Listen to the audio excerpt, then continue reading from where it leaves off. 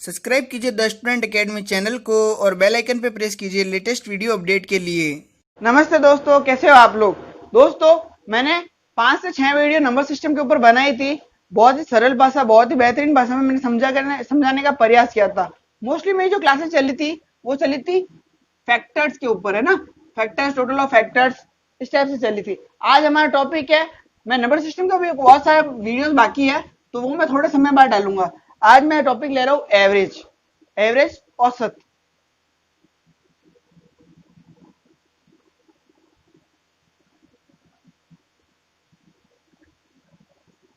बहुत ही अच्छा टॉपिक है। प्री के अंदर 2 नंबर का और मेंस के अंदर 6 नंबर का सवाल इसमें से आता है। और प्री के अंदर तो सवाल आपको मिलेगा ही मिलेगा। मोस्टली सभी एग्जाम में एवरेज का कोई एक ना एक तो प्रश्न आता ही है और शुरुआती पहला या दूसरे प्रश्न में से ही आते हैं। अब देखिए, आज हमारा टॉपिक है ये एवरेज, ठीक है ना। तो एवरेज होता क्या है, सबसे पहले हम इस पर बात करेंगे एवरेज होता क्या है। ठीक है, तो हम किस चीज को एवरेज कहेंगे। आपने सामान्य भाषा में बहुत बार सुना होगा कि मेरी गाड़ी 40 किलोमीटर का एवरेज देती है। इसका मतलब क्या होगा, आपकी गाड़ी 1 लीटर में 40 किलोमीटर चलती है ना। 1 लीटर में 40 किलोमीटर चलती है। तो आप जब भी गाड़ी में 1 लीटर पेट्रोल डलाओगे तो गाड़ी 40 किलोमीटर चलेगी? नहीं। तो जब भी गाड़ी की सर्विस, मान लो आपने थोड़ी अच्छी सर्विस नहीं करवा रखी है, रफली चलाते हो गाड़ी, तो वो 38, 39, 45 तक का एवरेज दे सकती है। और गाड़ी बहुत व्यवस्थित चलाते हो, ठीक है ना, सर्विस टाइम टू टाइम करवाते हो, तो गाड़ी 40 से 42, 43 इतने का एवरेज भी दे सकती है। लेकिन किसके आसपास देती है? 40 के आसपास देती है। किसके आसपास देती है? 40। यानी बहुत सारे नंबर्स को आप सिंगल डिजिट के अंदर चेंज करते हो तो उसको बोलते हैं हम एवरेज। उसको क्या बोलते हैं? एवरेज। बहुत सारी संख्या को सिंगल वर्ड, सिंगल अंक, ये सिंगल अंक के अंदर डिनोट करते हो ना आप, उसको क्या बोलते हैं? एवरेज। एक और एग्जांपल लेता हूं मैं छोटा सा। मान लो आपको दिल्ली से जयपुर जाना है, दिल्ली से जयपुर जाना है। दिल्ली से जयपुर जाने का रास्ता 6 से 7 घंटे का है, ठीक है। तो आप उसके अंदर आप गाड़ी की स्पीड रखते हो 105, 100, ठीक है ना, 107, 110 और 98, 90, इस प्रकार से आप गाड़ी की स्पीड रखते हो। तो एवरेजली गाड़ी की स्पीड क्या रहेगी यहाँ पे? 100 से 105 के बीच रहेगी, ठीक है ना। 100 से 105, मान लीजिए 104 है, ठीक है ना। तो ये 104 क्या है? ये आपका क्या है? एवरेज है। ये क्या है? एवरेज। यानी बहुत सारे नंबर्स को आप सिंगल नंबर के अंदर डिनोट करें तो उसको आप क्या कहोगे? एवरेज। एवरेज का मतलब जानना बहुत जरूरी है। यदि आप एवरेज के क्वेश्चन भी कर लोगे लेकिन एवरेज का मतलब नहीं आएगा तो वो थोड़ा रूडली लगेगा ना। तो आप एवरेज का मतलब पहले समझ लीजिए। अब मैं कुछ एक छोटा सा क्वेश्चन लेता हूं एवरेज के कॉन्सेप्ट को समझाने के। आइए दोस्तों, एक छोटा सा एग्जांपल ले रहा हूं मैं, ठीक है ना। ये एग्जांपल है 399, 407, 390, 430, 391, 401 का आपको एवरेज याद करना है। इससे पहले मैं फॉर्मूला बता देता हूं। इसका बेसिक फॉर्मूला होता है औसत का। किसका? औसत का बेसिक फॉर्मूला होता है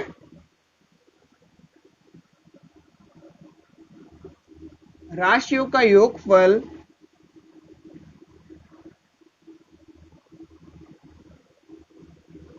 बटे राशियों की संख्या।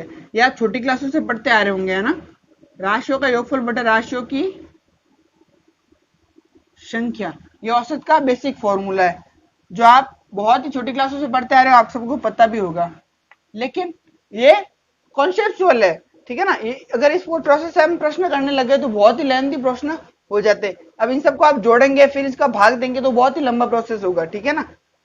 और एक चीज आप ध्यान देंगे इस फॉर्मूले के रूप में कि इस चैप्टर में सर्वाधिक यूज होने वाला फॉर्मूला ये वाला है। आप इन दोनों का वज्र गुणा कर दीजिए और राशियों का योगफल यहां से क्या आएगा? राशियों का योगफल ये क्या होगा? एवरेज इंटू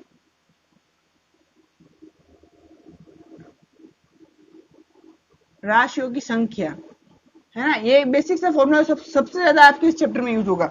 सर्वाधिक यूज होने वाला फॉर्मूला आपके इस चैप्टर में ये वाला सबसे ज्यादा यूज होगा। ये फॉर्मूला इस रूप में आपके यूज नहीं होगा और इस रूप में यूज होगा, ठीक है। ये बात आप अच्छे से याद रखें, ये फॉर्मूला बहुत ही इंपॉर्टेंट है। अब मैं आता हूं इस प्रश्न के ऊपर।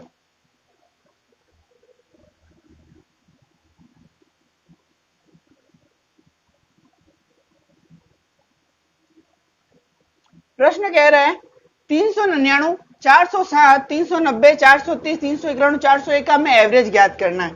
तो एवरेज का इसके आप पहला तरीका तो यही है, जो भी मैंने आपको फॉर्मूला बताया, सभी को जोड़ दीजिए और टोटल राशियों के संख्या का भाग दे दीजिए। इस तरीके से आप औसत को ज्ञात कर लेंगे।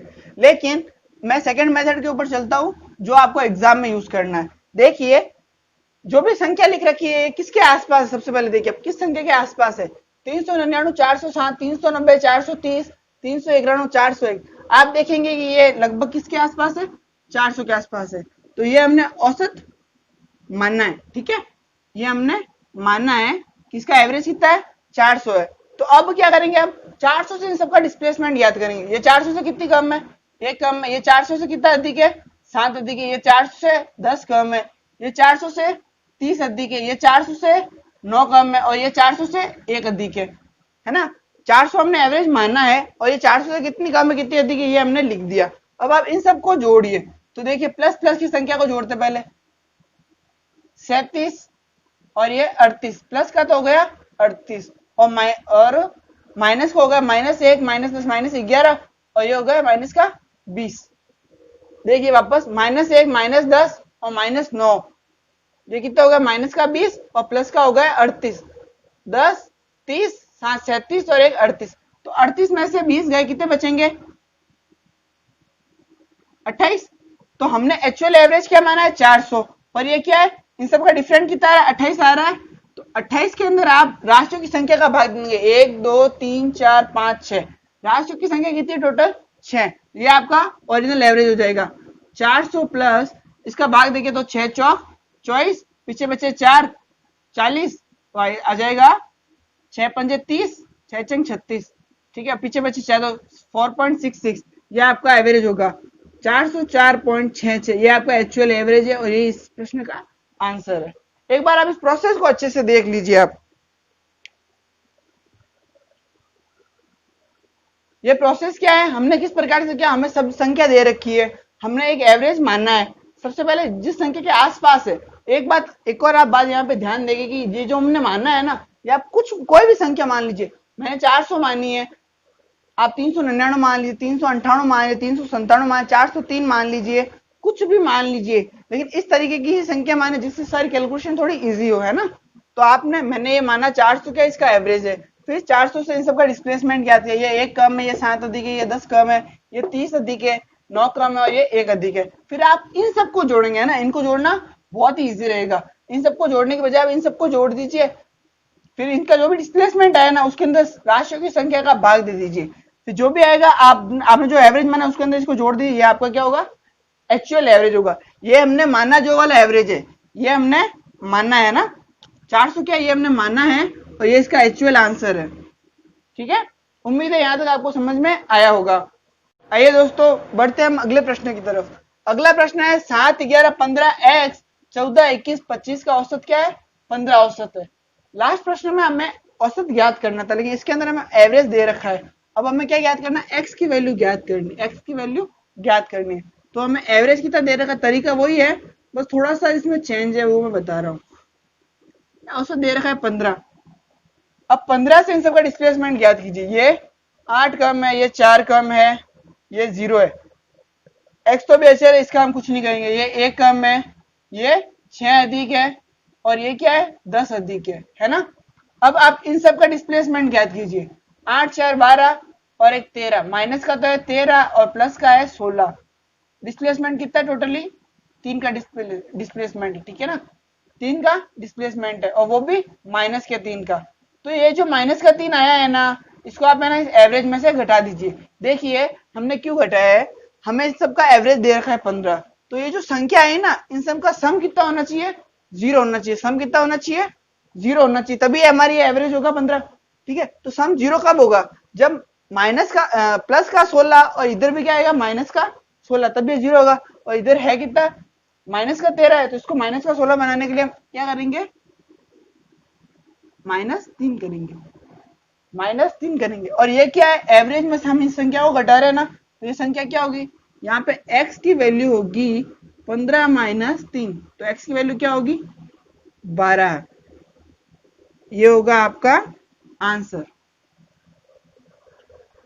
उम्मीद है यह बात आपको समझ में आई होगी।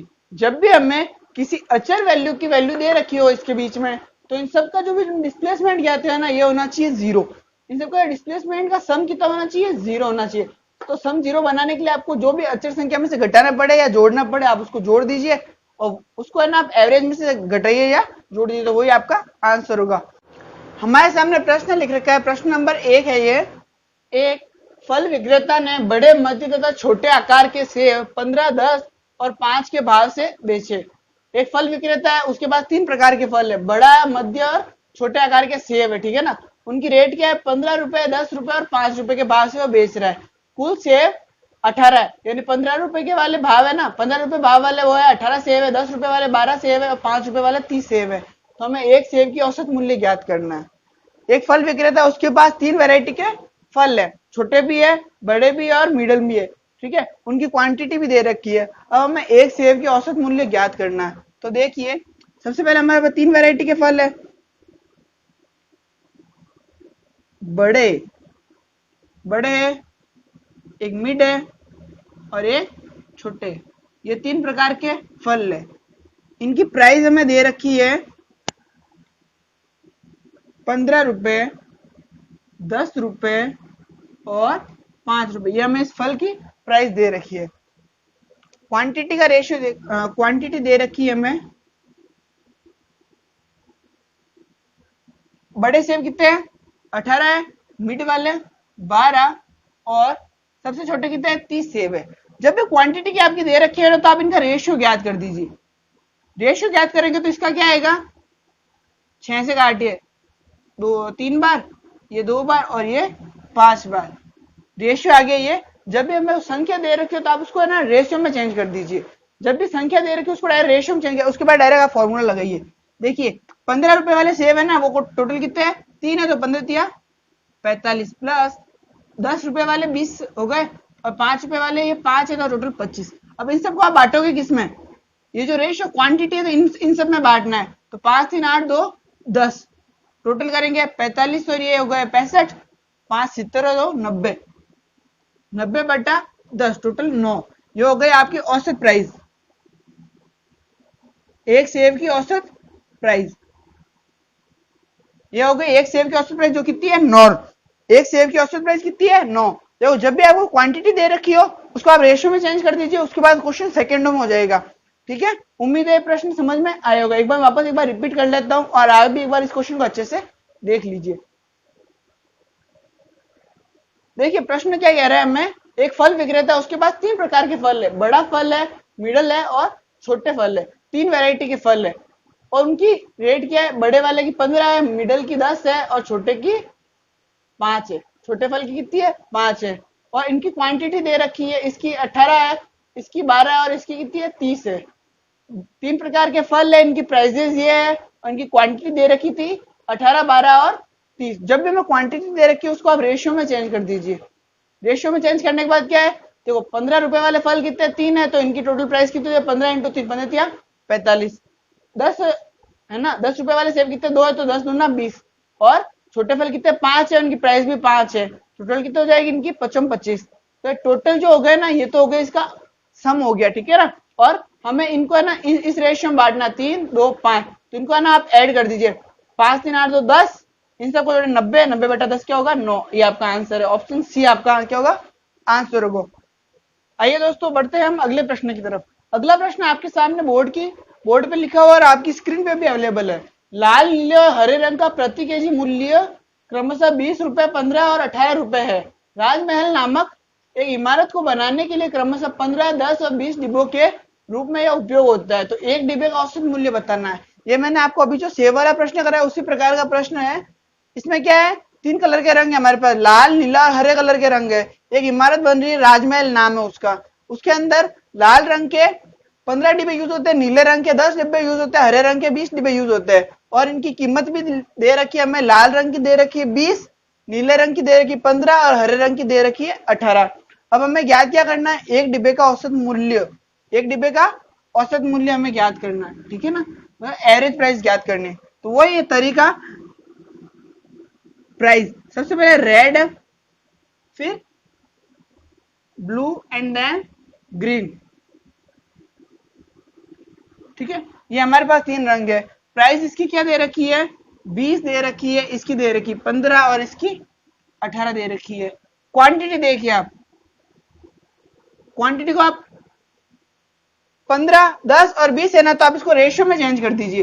ये 5 से 3 बार कट रहा है ना, ये 5 से 2 बार और 5 से 4 बार, तो इसका रेशियो क्या आ जाएगा, 3:2:4। ये ना क्वांटिटी का रेशियो ज्ञात किया मैंने। आप है ना ये इसमें ना ज्यादा दिमाग में लगाइए ना, सीधा आप है ना आप रेशियो ज्ञात कर दीजिए इसका। क्वांटिटी जब भी दे रखी है इस प्रकार के प्रश्न के अंदर, तो सीधा आप रेशियो फाइंड कीजिए। अब क्या तरीका, वो इन दोनों का मल्टीप्लाई कीजिए। 60 प्लस 1 दूना 30 प्लस हो गया ये 18 चौक 72 बट्टा टोटल रेशियो बांट दीजिए, 4 3 7 2 9। ये हो गया एवरेज प्राइस। ये क्या हो गया आपके पास एवरेज प्राइस। कितना हो जाएगा, 60 30 90, 90 60 हो गया 162 बट्टा 9, 162 बट्टा 9, तो भाग देंगे आप कितने पर जाएगा, 1 और ये 8, 18, 18 इसका आंसर है। यानी एक डिब्बे की औसत मूल्य क्या है, 18 रुपए औसत प्राइस है ये, ठीक है ना। एक डिब्बे की औसत प्राइस कितनी है, 18। देखिए आप एक बार इस प्रश्न को अच्छे से देखिए, उसी प्रकार का प्रश्न है जिस प्रकार से मैंने अभी करवा रखा है। इसमें कुछ भी नहीं, से आपको क्वांटिटी को रेशियो में कन्वर्ट करना है, फिर चुटकियों में आंसर आ जाएगा।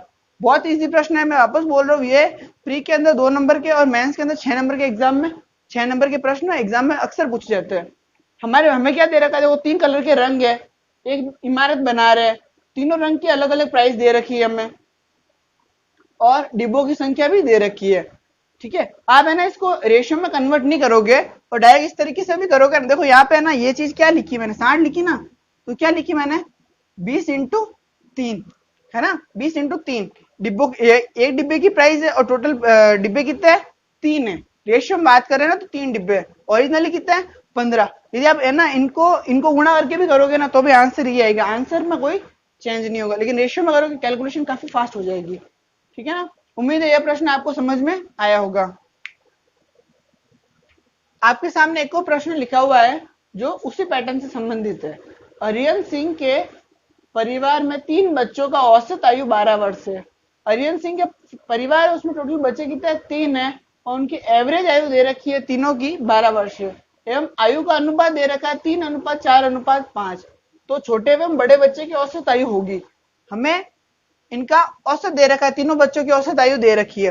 और इसमें देखो बड़ा बच्चा तो होगा ये 5 वाला और छोटा 3 वाला। जो रेशियो में दे रखा है तो क्या हुआ, बड़ा तो बड़ा ही होगा ना, उसकी एज तो यही होगी, और छोटे की 3 एज होगी, ठीक है।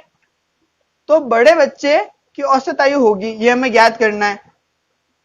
छोटे और बड़े है ना, सबसे छोटे सबसे बड़े बच्चे की औसत आयु ज्ञात करनी। यदि उनके घर में केवल 3 बच्चे हैं, तो मैंने अभी आपको सबसे पहले एक फॉर्मूला बताया था, याद है, मैंने बताया भी था, ये सबसे ज्यादा यूज होने वाला फॉर्मूला है। राशियों का योगफल क्या होगा, वो होगा औसत इंटू राशियों की संख्या।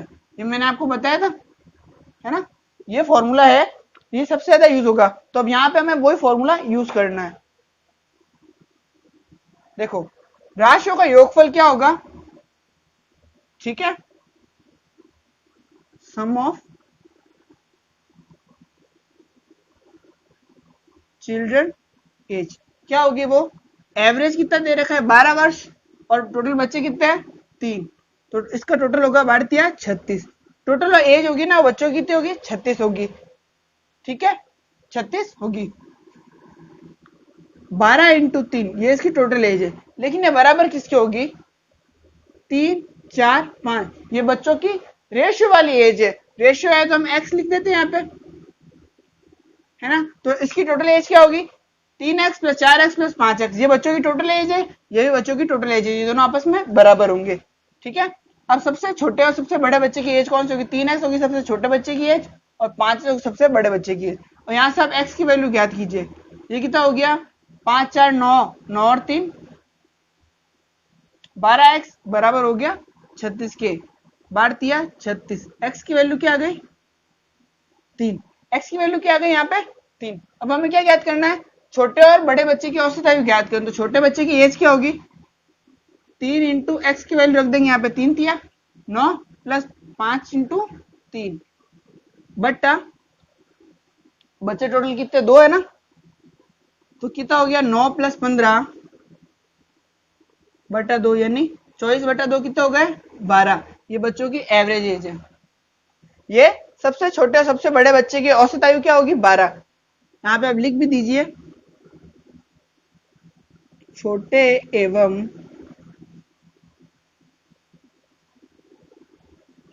बड़े बच्चे की औसत आयु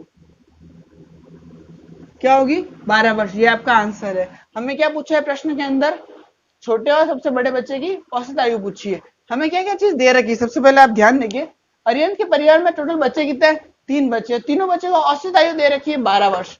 तीनों बच्चों की औसत आयु कितनी दे रखी है 12 वर्ष, और तीनों बच्चे के आयु का अनुपात दे रखा है 3:4:5। उसके बाद हमें पूछा है छोटे एवं बड़े बच्चे की औसत आयु क्या होगी, ये हमें ज्ञात करना था। सबसे छोटे, सबसे पहले आप है ना एक्चुअल, ये तो रेशियो में दे रखा है, हम सबसे पहले एक्चुअल एज ज्ञात करेंगे। तो एक्चुअल एज क्या होगी टोटल एज, और ये भी क्या होगी टोटल एज। इधर हमने x को मान लिया, x की वैल्यू कितनी आ गई 3, तो इसकी एक्चुअल सबसे छोटे बच्चे की एज होगी 9 वर्ष और सबसे बड़े की होगी 15 वर्ष।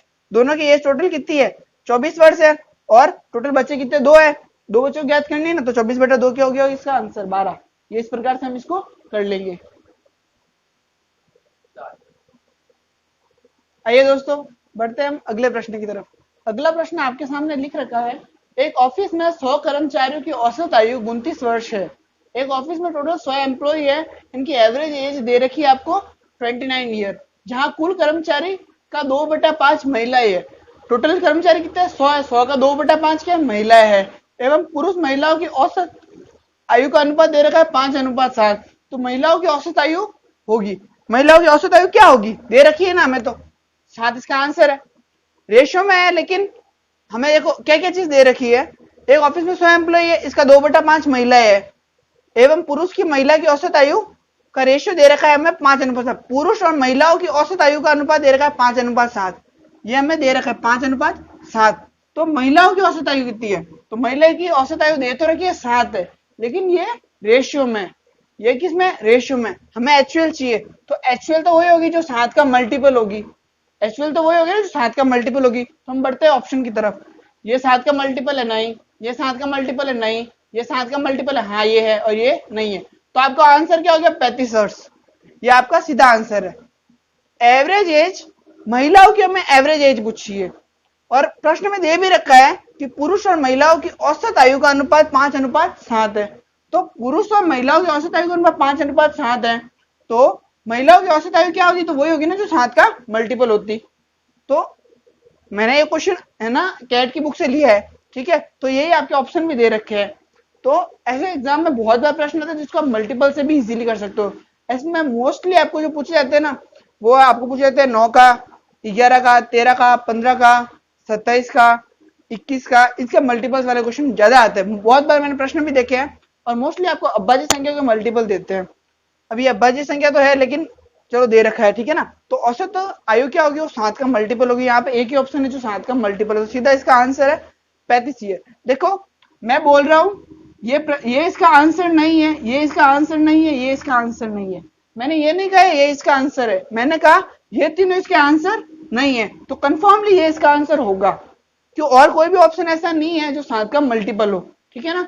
ये तो क्या हम डायरेक्ट इसे बोलते हैं हिट एंड ट्रायल मेथड, ठीक है ना। अब हम चलते हैं इसके बेसिक के ऊपर। मैं पुनः बोलता हूँ बेसिक जानना बहुत जरूरी है, इसलिए मैं बेसिक बताऊंगा। यदि आप यहाँ पे ना एक और ऑप्शन हो जाता 42 हो जाता, ठीक है ना, तो क्या होगा, तो फिर 2 ऑप्शन हो गए ना 7 के मल्टीपल, इसलिए। तो हम चलते हैं सीधा बेसिक के ऊपर। बेसिक क्या कह रहा है देखिए, एक ऑफिस में टोटल कर्मचारी कितना है, टोटल एम्प्लॉयज है 100 एम्प्लॉय है, जिसमें से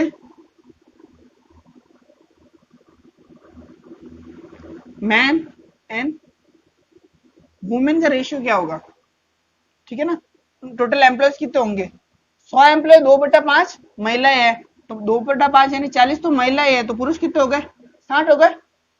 अब हमें क्या दे रखा है 5 और 7 के रेशियो में महिलाओं की औसत आयु दे रखी है, ठीक है, और 100 एम्प्लॉय की औसत आयु कितनी दे रखी है 29 वर्ष, ठीक है ना। तो टोटल 100 एम्प्लॉय है, इनकी एवरेज एज होगी 29 वर्ष। ये टोटल एज हो गई इनकी, 100 एम्प्लॉय की टोटल एज हो गई ना। अब देखिए पुरुष कितने हैं, 60 है, और एवरेज एज कितनी है, 5। रेशियो में ना तो 5x हम ले लेंगे, प्लस महिलाएं कितनी है, 40 है, और इनकी एवरेज एज दे रखी है 7 इंटू एक्स। इनको इस इक्वेशन को सॉल्व कर लीजिए, एक्स की वैल्यू बता दीजिए आप। ये हो गया 2900, ये हो जाएगा 5 छंग 30, 300 एक्स, प्लस ये हो जाएगा 7 चौक 28, 280 एक्स। यहाँ तो एक बार आप नोट कर लीजिए, मैं एक बार ऑप्शन हटा रहा हूँ, ठीक है ना, एक सेकेंड ना, एक बार मैं ऑप्शन हटा रहा हूं। अब देखिए आप टोटल कितना हो गया 2900, ये इधर कितना होगा 300, 200, 500, 580 एक्स, ठीक है ना। जीरो से ये कटा, ये कटेगा इससे 5 बार, तो एक्स की वैल्यू क्या होगी 5, है ना। 58 से 5 बार कटे तो एक्स की वैल्यू कितनी होगी 5। अब हमें महिलाओं की रेशियो के अंदर तो दे रखा है, तो इसकी एवरेज एज क्या होगी, महिलाओं की एवरेज एज ऑफ वुमेन क्या होगी, वो 7 इंटू 5, टोटल कितनी होगी 35। ये इसका आंसर है, और ये इसका बेसिक तरीका है। इस तरीके से आपको एग्जाम में करना है।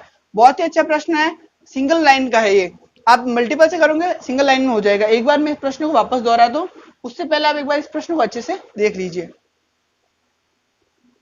प्रश्न कह रहा है एक ऑफिस के अंदर टोटल 100 कर्मचारी है, जिसका 2/5 क्या है, महिला है, और 100 कर्मचारियों का टोटल एवरेज कितना दे रखा है 29 है। तो ये क्या चीज है कि जो स्वयं है ना, उनका टोटल एज कितनी है, ठीक है ना, टोटल एज कितनी है, वो होगी 29 एज होगी। यहाँ पे मैंने वही फॉर्मूला यूज किया, औसत इंटू राशियों की संख्या, ठीक है। अब यहाँ पे देखिए क्या क्या चीज दे रखी है, जहां कुल कर्मचारियों का योगफल, कुल कर्मचारियों का 2/5 महिला है, पुरुष और महिला की औसत आयु 5:7 है, तो टोटल मैन कितने 60 है, उनकी औसत एज 5 के रेशियो में ना, तो 5 इंटू एक्स क्या होगी इनकी औसत एज होगी, और इसी प्रकार से 7x तो होगी इनकी औसत एज, और 40 टोटल क्या है, महिला है, तो ये दोनों आपस में बराबर हो गए। यहाँ से x की वैल्यू हो गई 5, और एज ऑफ वुमेन क्या होगी टोटल, रेशियो के अंदर तो 7 दे रही है, 7 इंटू 5 यानी 35 इसका टोटल आंसर हो जाएगा, ये 35 ये इसका आंसर है। उम्मीद है ये प्रश्न आपको समझ में आया होगा। आइए दोस्तों हम बढ़ते हैं अगले प्रश्न की तरफ। जिस प्रकार से मैंने दूसरा प्रश्न बताया था, एग्जाम्पल 2 नंबर से बताया था ना आपको, उसी प्रकार से एक प्रश्न है 26, 29 एंड 43, 35 का औसत दे रखा है आपको 25 और 35 के मध्य, यानी जो संख्या दे रखी है आपको, इनका एवरेज की रेंज दे रखी है आपको 25 से 35 के मध्य है। एन सदैव एक पूर्णांक है, एन क्या है, N is always N integer, and दी गई संख्याओं का औसत से अधिक है। एन की वैल्यू क्या है, एन सदैव एक पूर्णांक है, और ये जो आपको संख्या दे रखी है ना 26, 29, 43 और 35, इन सब के औसत से एन की जो वैल्यू है ना वो इनसे अधिक है। तो दी गई संख्या का औसत, दी गई संख्या का औसत से अधिक है, तो एन का मान होगा, तो मैं इनमें से एन का मान बताना है।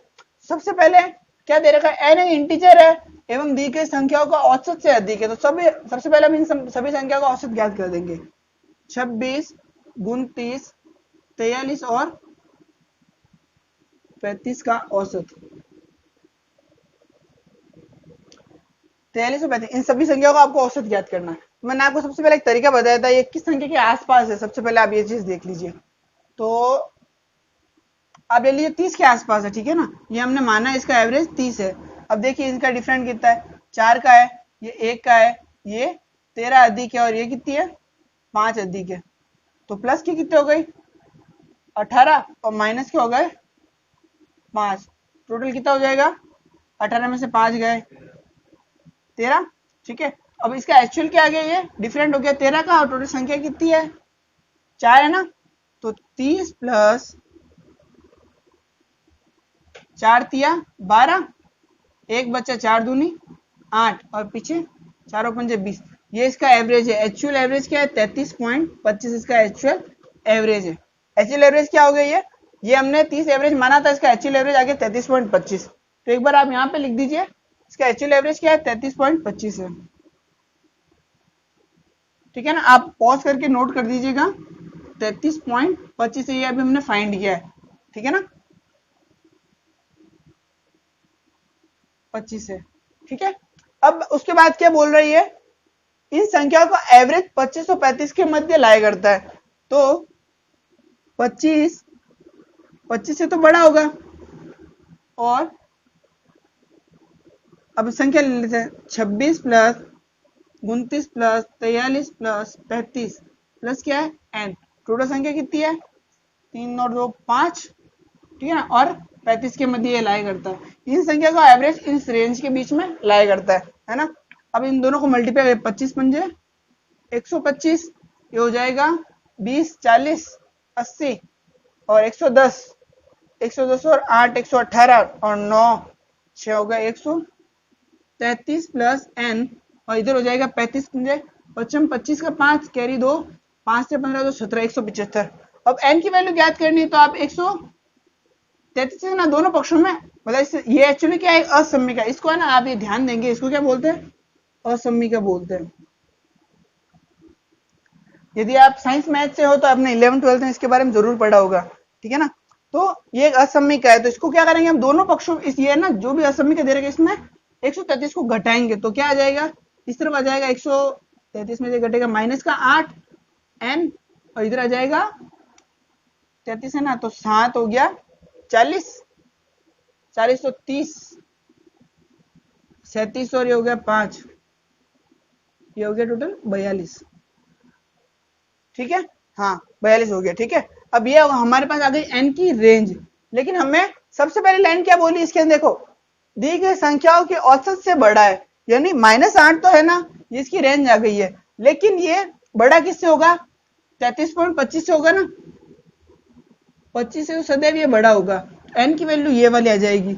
लेकिन इसके अलावा एक और बात बोली है कि n सदैव क्या है, एक पूर्णांक है, एक इंटीजर है, तो आप है ना 0.25 को हटा देंगे, ठीक है ना, तो इसकी रेंज क्या आ जाएगी 33।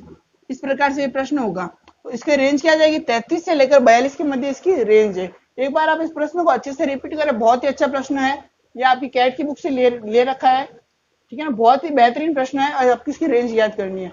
संख्याएं दे रखी है, मैं एक बार इस प्रश्न को अच्छे से रिपीट कर रहा हूँ, 5 संख्याएं दे रखी है आपको, ठीक है, इनका एवरेज बोल रहा है 25 और 35 के बीच है, ठीक है। और उसके बाद n के बारे में कुछ बात बताइए कि n क्या है, सदैव एक पूर्णांक है और दी गई संख्याओं का औसत से अधिक है। n क्या एक पूर्णांक है और दी गई संख्याओं के औसत से अधिक है, तो n का मान होगा, तो इनमें से n का मान क्या होगा इस रेंज में से, तो ये आपका आंसर आ गया, ठीक है ना। सबसे पहले आप है ना जो भी संख्या दे रखी है, संख्या के बारे में कहा, सभी संख्या का औसत ज्ञात कर लीजिए। इनका औसत आ गया 33.25, किस तरीके ज्ञात किया वो मैंने अभी आपको बताया। उसके बाद आपको ये चीज बोल रखी है ना 25 और 35 के मध्य लाया करता है, 25 से लेकर 35 लिख दीजिए और इन सबका आप एवरेज फाइंड कीजिए, यहाँ से आपको n की रेंज मिल जाएगी, है ना। अब यहाँ पे आप ध्यान से सुनिए, -8 से तो बड़ा है ये, लेकिन हमें प्रश्न के अंदर क्या बोल रखा है कि यह 33 से बड़ा है, इन सबके एवरेज से बड़ा है, जबकि n क्या है इंटीजर है ना, तो 33 और 42 के मध्य इसकी रेंज होगी, ये आपका आंसर होगा। उम्मीद है दोस्तों आज का वीडियो आपको पसंद आया होगा। मैं एवरेज की क्लास कम से कम 4 से 5 वीडियो के अंदर क्लियर करूंगा, बहुत ही बेहतरीन लेवल से पढ़ाने का प्रयास करूंगा, बहुत ही सरल भाषा से। प्रश्न बहुत ही छाट के आपके सामने लेके आ रहा हूं मैं, इसलिए इस वीडियो में थोड़ा मेरे को टाइम भी लग गया। और एक और बात मैं आपको बताना चाहता हूँ कि मैंने अपने चैनल के सब्सक्राइबर अभी तक हाइड कर रखे हैं, लेकिन आपके लिए बहुत बड़ी खुशखबरी है कि हमारा चैनल बहुत अच्छी स्पीड से ग्रोथ कर रहा है। उसके लिए आप सबका प्यार मिल रहा है, आपका बहुत बहुत धन्यवाद। इसी प्रकार से हमारे चैनल को सब्सक्राइब करते रहिए, वीडियो को शेयर करते रहिए, लाइक करते रहिए, और आप जो वीडियो को लाइक करते हो मेरे को बहुत कॉन्फिडेंस मिलता है, इसके लिए आपका बहुत बहुत धन्यवाद। Thank you so much.